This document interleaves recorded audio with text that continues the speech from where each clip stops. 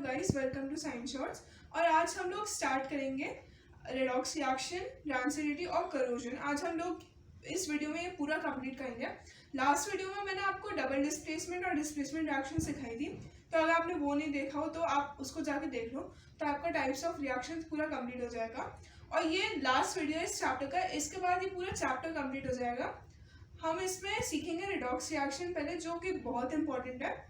मतलब बहुत इंपॉर्टेंट का इन सेंस कि इस चैप्टर में इतना इंपॉर्टेंस नहीं रहता है, लेकिन अगर आपको ये एमसीक्यूज में पूछे जा सकते हैं कि इसमें बताओ कि रिडक्शन क्या हो रहा है, ऑक्सीडेशन क्या हो रहा है। अभी आपको ये टर्म समझ में नहीं आएंगे, जब मैं एक्सप्लेन करूँगी तब आपको समझ में आएगा। बट अगर आपको फ्यूचर में मतलब 11th में पीसीबी या पीसीएम में से कोई ऑप्ट करना है, तो आप रेडॉक्स रिएक्शन को अच्छे से प्रैक्टिस करना कि कितना क्या हो रहा है उसमें। क्योंकि ये रेडॉक्स रिएक्शन जो है इसमें इस चैप्टर में थोड़े से पार्ट में दिया हुआ है, बट 11th में इसके ऊपर एक पूरा चैप्टर बेस्ड है। तो ये एक्चुअल में एक बहुत बड़ा टॉपिक है, तो आपको इसको अभी से परफेक्ट करना पड़ेगा ताकि आपको 11th में प्रॉब्लम ना हो। तो हम स्टार्ट करते हैं रेडॉक्स रिएक्शंस।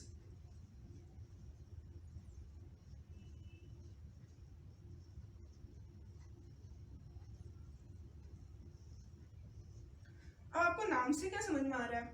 देखो, अगर आपको किसी भी चीज़ का मतलब नहीं आता ना, तो आप पहले जो भी वर्ड्स होते हैं ना उसके अंदर मतलब लेटर्स होते हैं, उनको डायसेक्ट करके देखा करो। मेरी अगर मानो तो डायसेक्ट करके देखा करो। जैसे क्या लिख रहा है आपको? Redox, redox. इसमें आपको क्या डायसेक्ट कर सकते हो? आप इसमें ऐसे कर सकते हो, रेड और ऑक्स। अब रेड ऑक्स का कोई सेंस बनता नहीं है केमिस्ट्री में, हम इसको कहते हैं रिडक्शन। रेड को रिडक्शन, रिडक्शन, और ऑक्स को ऑक्सीडेशन। अब इसका क्या मतलब हुआ? ऑक्सीडेशन का ये मतलब है, आपको पहले से ही पता होगा, मतलब ये कॉमन सेंस है कि ऑक्सीडेशन का ये मतलब होता है कि किसी भी चीज में अगर ऑक्सीजन ऐड हो रही है तो ऑक्सीडेशन है। अब ऑक्सीडेशन का आपको मतलब पता है, तो रिडक्शन उसका जस्ट उल्टा होगा। ऑक्सीडेशन का क्या मतलब है कि ऑक्सीजन ऐड हो रही है, इसमें क्या है, ऑक्सीजन निकल रही है। ऑक्सीजन मतलब एक मॉलिक्यूल से निकल रही है, तो इसको रिडक्शन कहेंगे। अब इसकी प्रॉपर डेफिनेशन अगर एग्जाम में लिखने के लिए तो क्या लिखेंगे? इसकी प्रॉपर डेफिनेशन है when reduction in a reaction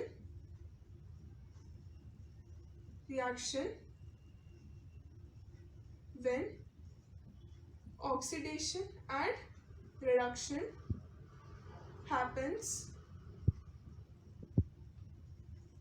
at the same time,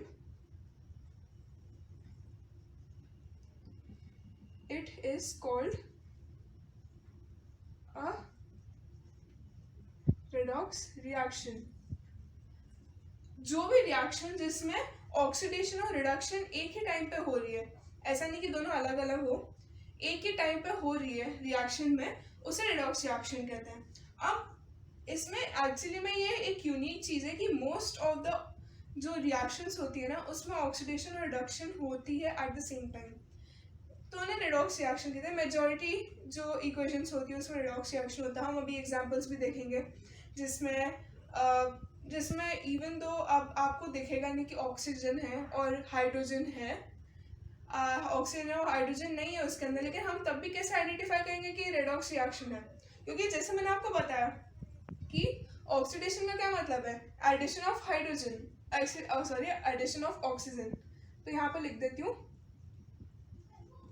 oxidation का मतलब है एडिशन ऑफ ऑक्सीजन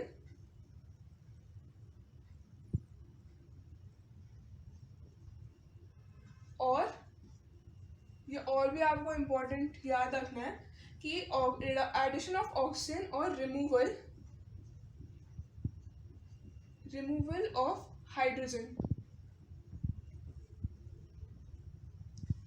हाइड्रोजन, और फिर रिडक्शन का इसका जस्ट अपोजिट है। रिडक्शन का इसमें जस्ट अपोजिट है। इसमें आप क्या देख रहे हो, addition of oxygen and removal of hydrogen. इसमें क्या होगा, एडिशन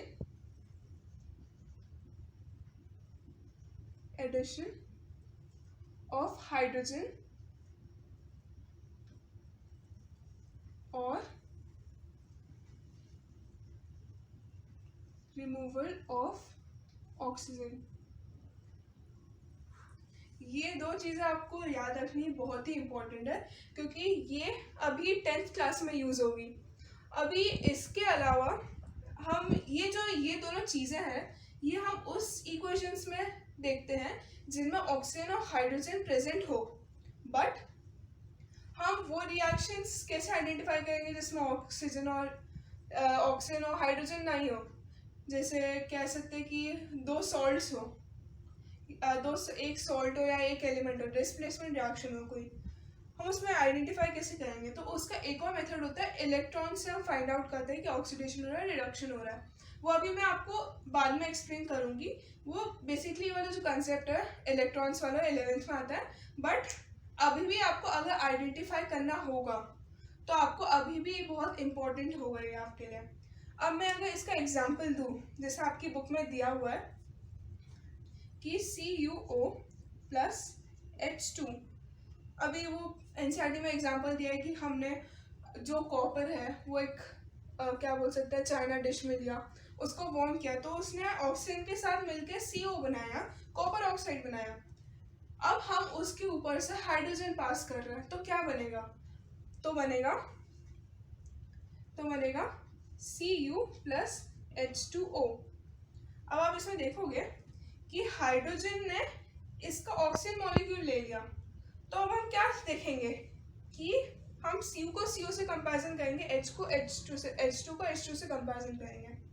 तो यहाँ पर आप देख रहे हो कि यहाँ पर हमारे पास ऑक्सीजन था रिएक्टेंट साइड पर, बट प्रोडक्ट साइड में तो चला गया वो। मतलब इसमें हुआ क्या, इसमें यहाँ पर था और यहाँ पर नहीं है, मतलब रिमूवल ऑफ ऑक्सीजन हुआ।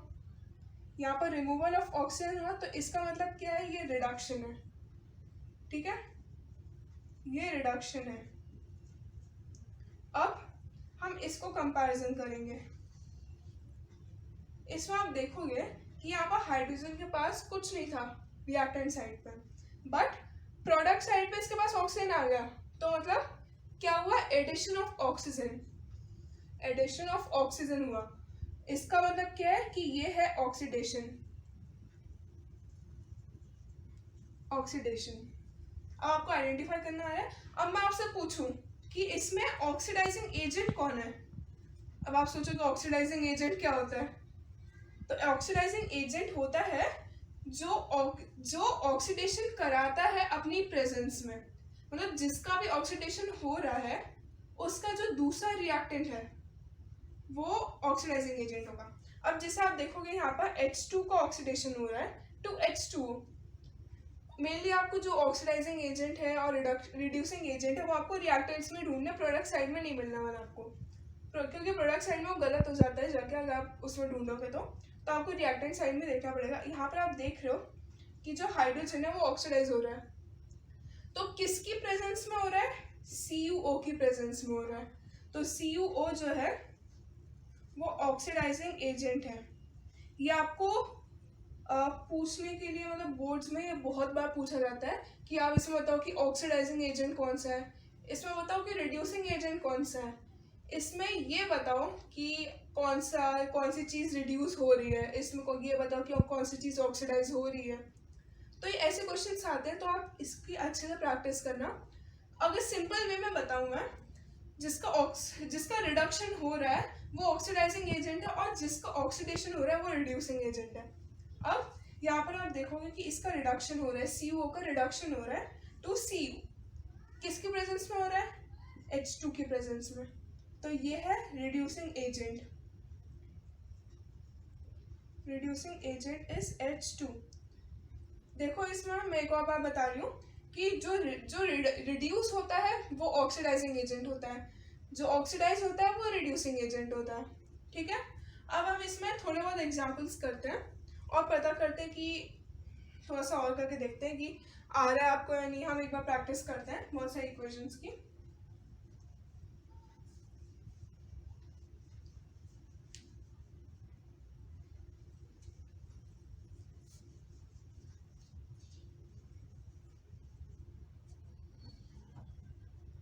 अब जैसे मैं एग्जाम्पल में लिखती हूँ, या सॉरी मैं फर्स्ट क्वेश्चन में लिखती हूँ MnO2 plus HCl gives MnCl2 plus H2O plus Cl2। अब आप क्या देखोगे, यहाँ पर हमारे पास 2 रिएक्टेंट्स है लेकिन 3 प्रोडक्ट्स है। अब हम कंपेयर करें तो किससे करें, है ना।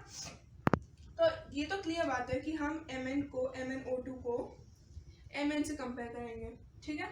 बट यहाँ पे हम इसको HCl को H2O से कंपेयर करें या HCl को Cl2 से कंपेयर करें, तो हमें ये देखना है कि इसमें मेजर एटम कौन सा है। अब आप देखोगे कि हाइड्रोजन का एटम जो होता है वो छोटा होता है और Cl का एटम इसमें मेजर एटम है, तो इसमें जो भी मेजर एटम होगा हम उसके साथ कंपेयर करेंगे। हम यहाँ पर HCl है, यहाँ पर जाके Cl2 बन गया, तो हम इसको Cl2 के साथ कंपेयर करेंगे, ना कि H2O के साथ, ठीक है। अब आप इसमें क्या देख रहे हो, यहाँ पर Mn है, यहाँ पर O2 है, इस साइड गया ये MnCl2 बन गया। यहाँ पर ऑक्सीजन था लेकिन यहाँ पर Cl2 है, ऑक्सीजन का रिमूवल हुआ मतलब रिडक्शन, ठीक है। और क्योंकि इसमें ऑक्सीजन का रिमूवल हुआ है, ठीक है। अब उसमें हम एग्जैक्टली नहीं, हम इसमें ये नहीं कहेंगे कि हाइड्रोजन का एडिशन हुआ है। मैंने आपको 2 कंडीशंस बताई थी, या तो एडिशन का या तो ऑक्सीडेशन में एडिशन ऑफ ऑक्सीजन होगा या रिमूवल ऑफ हाइड्रोजन होगा। रिडक्शन में भी या तो एडिशन ऑफ हाइड्रोजन होगा या तो रिमूवल ऑफ ऑक्सीजन होगा। इसमें क्या हो रहा है, रिमूवल ऑफ ऑक्सीजन, तो हम कहेंगे इसको रिडक्शन। अब HCl है हमारे पास, हमने इसको Cl2 से कंपेयर किया। यहाँ पर हम क्या देख रहे हैं कि इसके पास H है लेकिन यहाँ पर ये अकेला है, मतलब Cl2 का मॉलिक्यूल है, तो हम इसमें क्या कंक्लूड कर सकते हैं कि इसमें H का रिमूवल हुआ है। रिमूवल हुआ, removing of H is called oxidation, तो ये ऑक्सीडेशन है क्योंकि रिमूवल ऑफ H हुआ है, रिमूवल ऑफ हाइड्रोजन हुआ है, रिमूवल ऑफ हाइड्रोजन हुआ है। इस तरीके से आप आइडेंटिफाई कर सकते हो कि अगर ऑक्सीजन और हाइड्रोजन में दिया है तो आप आइडेंटिफाई कर सकते हो कि क्या ऑक्सीडाइजिंग एजेंट है। अब आपको बताना पड़ेगा कि इसमें ऑक्सीडाइजिंग एजेंट कौन सा है। आप बताओ इसमें ऑक्सीडाइजिंग एजेंट कौन सा है। आप इसमें देखोगे कि इसमें क्या रिड्यूस हो रहा है, मैंने आपको बताया था जो रिड्यूस होगा वो ऑक्सीडाइजिंग एजेंट होगा, जो ऑक्सीडाइज होगा वो रिड्यूसिंग एजेंट होगा। अब इसमें ऑक्सीडाइजिंग एजेंट ढूंढना है तो हम रिड्यूस जो होगा कंपाउंड उसे हम ढूंढेंगे। इसमें रिड्यूस क्या हो रहा है, MnO2, तो ये होगा MnO2। अब मैं आपसे सिमिलर वे में पूछती हूँ कि इसमें रिड्यूसिंग एजेंट कौन सा है। आपको आना चाहिए कि मैंने आपको बताया था कि रिड्यूसिंग एजेंट वो होगा जो ऑक्सीडाइज होगा। अब कौन ऑक्सीडाइज हो रहा है, इसमें HCl ऑक्सीडाइज हो रहा है, तो ये HCl जो है वो रिड्यूसिंग एजेंट होगा।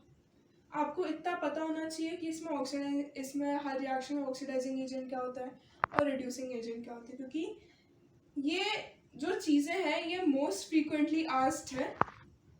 या अगर आपको इसको ये 2 मार्क्स में दे सकते हैं कि आप इसमें बताओ कि ऑक्सीडाइजिंग एजेंट कौन सा रिड्यूस हो रहा है, कौन सा ऑक्सीडाइज हो रहा है, या तो आपको MCQs में आ सकता है ये, तो आपको प्रैक्टिस करने की ज़रूरत है। हम एक और रिएक्शन देखते हैं।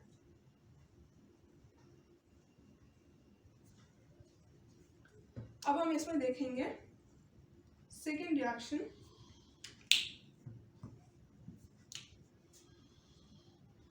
H2S plus Cl2 gives HCl plus H, ठीक है। अब आप बताओ कि इसमें रिड्यूस कौन हो रहा है, इसमें ऑक्सीडाइज कौन हो रहा है। अब यहाँ पर भी 2 रिएक्टेंट्स हैं, यहाँ पर 2 प्रोडक्ट्स हैं। आइडेंटिफाई करना इजी है कि हम किससे किसको कंपेयर करें। H2S से हम S को कंपेयर करेंगे और Cl2 से हम इसको कंपेयर करेंगे HCl से। अब आप इसमें ये बताओ कि रिड्यूस कौन सा हो रहा है। रिड्यूस मतलब एडिशन ऑफ हाइड्रोजन और रिमूवल ऑफ ऑक्सीजन।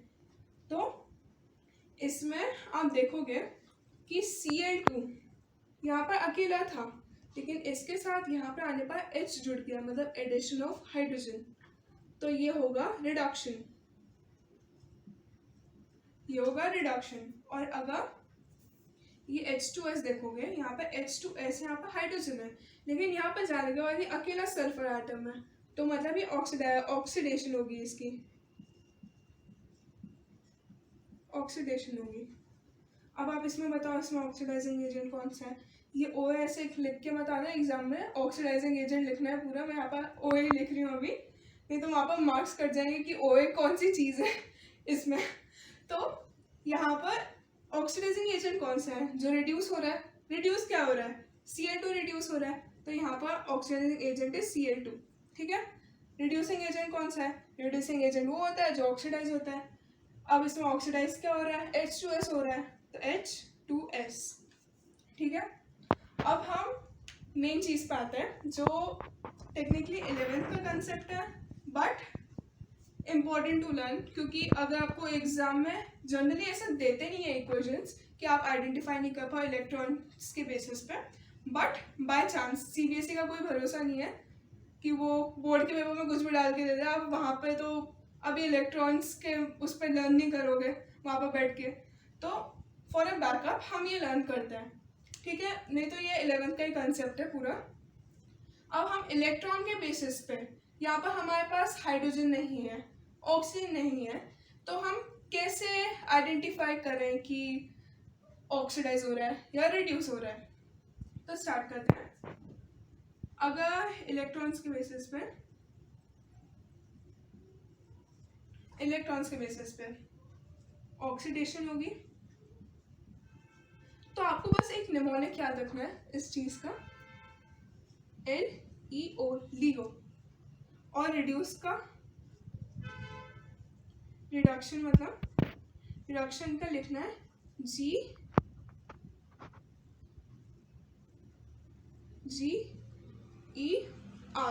ठीक है। अब मैं आपको इसका एक्सपैंड करके बताती हूँ। ऑक्सीडेशन मतलब इलेक्ट्रॉन्स के बेसिस पे लूजिंग इलेक्ट्रॉन्स, ऑक्सीडाइजेशन। अगर इलेक्ट्रॉन्स लूज हो रहे हैं,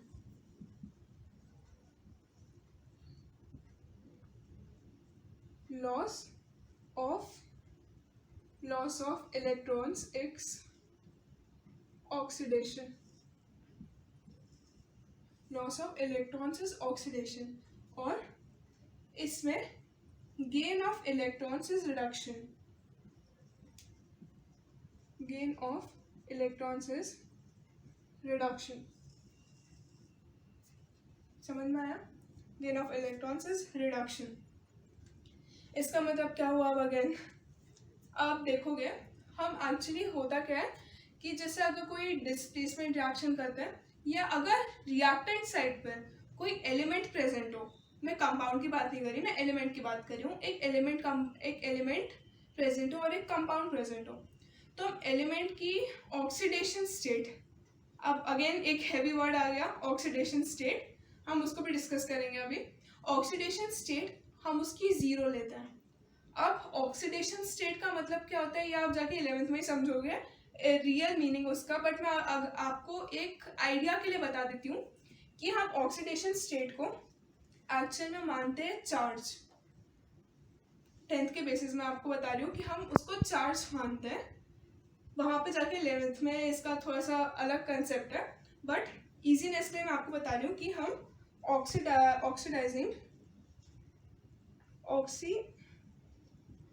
ऑक्सीडेशन स्टेट को हम मानते हैं चार्ज ऑफ, क्या बोल सकते हैं, एलिमेंट या कंपाउंड। ठीक है। अब कैसे एक्सप्लेन करूँ मैं कि चार्ज ऑफ एलिमेंट जो होता है वो ज़ीरो होता है। अब आपने जनरली नोटिस किया है, हम पढ़ते हैं एटम्स, हमने 9th में एटम्स पढ़ा था, उसमें क्या पढ़ा था कि एक सिंगल एटम जो होता है एलिमेंट का, कोई भी एलिमेंट का, वो न्यूट्रल होता है, उसका कोई चार्ज नहीं होता। तो रिएक्शन में हम एलिमेंट को लेंगे ज़ीरो चार्ज, ठीक है। और कंपाउंड में जब वो फॉर्म होता है तब उसका चार्ज आ जाता है, क्योंकि जब अगर हम उसको पानी में डालते हैं तो डिसोसिएट हो जाता है। जैसे फॉर एग्जांपल मैं ले सकती हूँ CuSO4, मैं उसको पानी में डालूंगी तो वो बन जाएगा Cu2 प्लस आयंस और SO4 2 माइनस आयंस, ठीक है। तो अभी हम एक रिएक्शन देखेंगे, उसमें एग्जाम्पल देती हूँ मैं। एग्जाम्पल है हमारा Fe plus CuSO4 gives FeSO4 plus Cu। अब मैं आपको ये थोड़ा सा एक्सप्लेन करती हूँ, फिर आपको ये समझ में आएगा कि लॉस ऑफ इलेक्ट्रॉन्स मतलब नेगेटिव चार्ज डिक्रीज हो रहा है, मतलब पॉजिटिव चार्ज इंक्रीज हो रहा है। तो इसमें क्या होगा, पॉजिटिव चार्ज इंक्रीज होगा, पॉजिटिव चार्ज इंक्रीज होगा। और गेन ऑफ इलेक्ट्रॉन्स हो रहा है, मतलब नेगेटिव चार्ज बढ़ रहा है और पॉजिटिव चार्ज कम हो रहा है। तो इसमें होगा पॉजिटिव चार्ज कम होगा। तो ऐसे ले सकते हो कि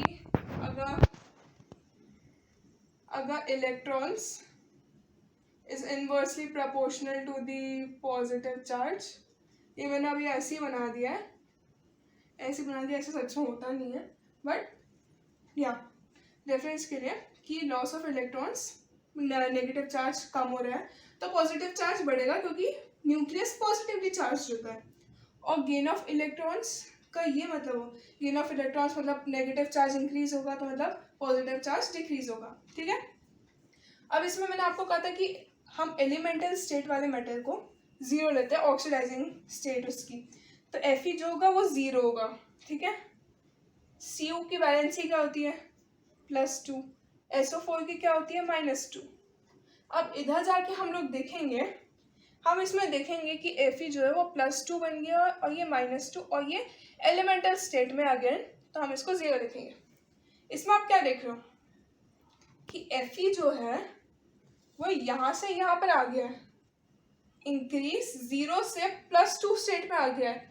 मतलब क्या हुआ, इंक्रीज इन पॉजिटिव चार्ज हुआ, इंक्रीज इन पॉजिटिव चार्ज मतलब ऑक्सीडेशन, ऑक्सीडेशन होगा। अब इसमें क्या हुआ, CuSO4 के साथ जस्ट उल्टा हुआ, Fe ने उसका SO4 ले लिया, अब वो बेचारा अकेला पड़ गया उधर, है ना। अब उस अकेले की यहाँ पर -2 थी, अब वो अकेला बन गया तो उसकी उसकी 0 हो गई।